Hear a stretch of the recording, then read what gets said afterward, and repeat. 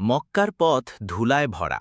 প্রচণ্ড রোদের মধ্যে মানুষের চলাফেরা কম, কিন্তু এই শহরেই একজন মানুষ ছড়িয়ে দিচ্ছেন নূরের আলো।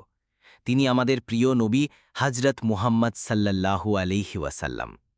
এই গল্পটি এমন এক নারীকে কেন্দ্র করে যিনি আমাদের নবীকে চিনতেন না, তার সম্পর্কে শুধু অপপ্রচার শুনতেন, কিন্তু একদিন একটি ঘটনা তার চোখ খুলে দেয়।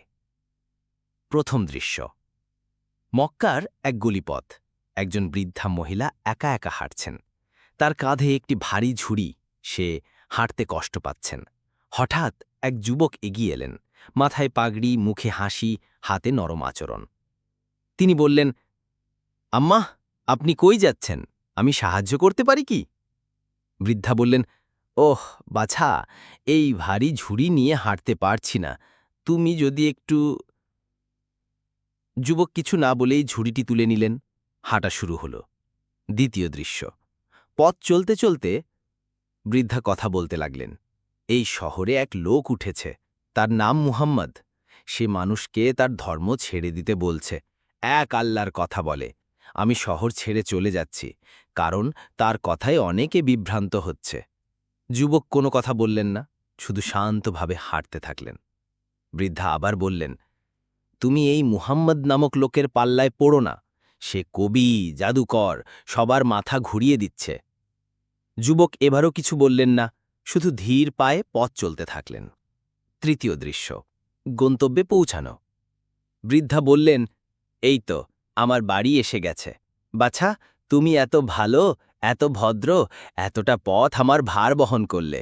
তোমার নামটা তো জানা হলো না? যুবক মাথা নিচু করে বললেন, আমার নাম মুহাম্মদ। বৃদ্ধা থমকে গেলেন, তার চোখ বড় হয়ে গেল। কাঁপা কণ্ঠে জিজ্ঞেস করলেন, তুমি সেই মুহাম্মদ?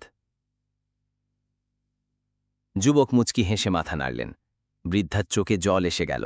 সে কান্না জড়িত কণ্ঠে বললেন, আমি তোমাকে অপমান করেছি, গালি দিয়েছি, অথচ তুমি কিছু বলনি। তুমি তো একেবারে আলাদা মানুষ, এমন চরিত্র আমি কখনো দেখিনি। তিনি বললেন, তুমি যা বলেছ তা অজ্ঞতায় বলেছ। আমি চাই তুমি সত্য জানো। আমি কাউকে জোর করি না, শুধু সত্যের দাওয়াত দেই। শেষ দৃশ্য, একজন নারীর অন্তরের পরিবর্তন। বৃদ্ধা তখনই বললেন, তোমার মতো একজন মানুষ মিথ্যা হতে পারে না। আমি সাক্ষ্য দিচ্ছি তুমি আল্লাহর রাসূল। আমি কালেমা পড়ে মুসলিম হতে চাই। রাসূল সাল্লাল্লাহু আলাইহি ওয়াসাল্লাম তাকে কালেমা শিখিয়ে দিলেন, লা ইলাহা ইল্লাল্লাহু মুহাম্মাদুর রাসূলুল্লাহ। সেই দিন একজন নারী শুধু সাহায্য পায়নি, হৃদয় দিয়ে ইসলাম গ্রহণ করেছিলেন।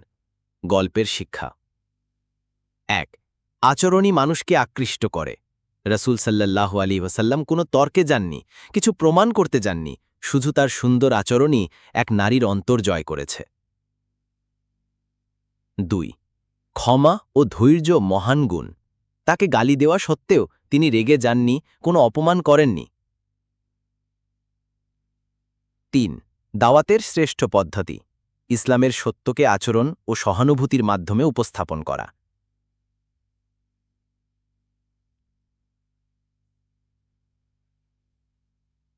উপসংহার: এই ঘটনা আমাদের শেখায় যে রাসূল মুহাম্মদ সাল্লাল্লাহু আলাইহি ওয়াসাল্লাম কেবল একজন প্রচারক ছিলেন না, তিনি ছিলেন মানবতার শ্রেষ্ঠ উদাহরণ। তার চরিত্রের দীপ্তিতে যারা অন্ধ ছিল, তারাও চোখ খুলে দেখতে পেয়েছে সত্যের আলো। আজও যদি আমরা তার পথ অনুসরণ করি, সততা, দয়া, ক্ষমা ও শান্তির মাধ্যমে, তাহলে আমরাও অন্যের জীবনে আলো হয়ে উঠতে পারি। আল্লাহ আমাদের সবাইকে রাসূলুল্লাহ সাল্লাল্লাহু আলাইহি ওয়াসাল্লামের আদর্শে জীবন গড়ার তৌফিক দিন। আমিন।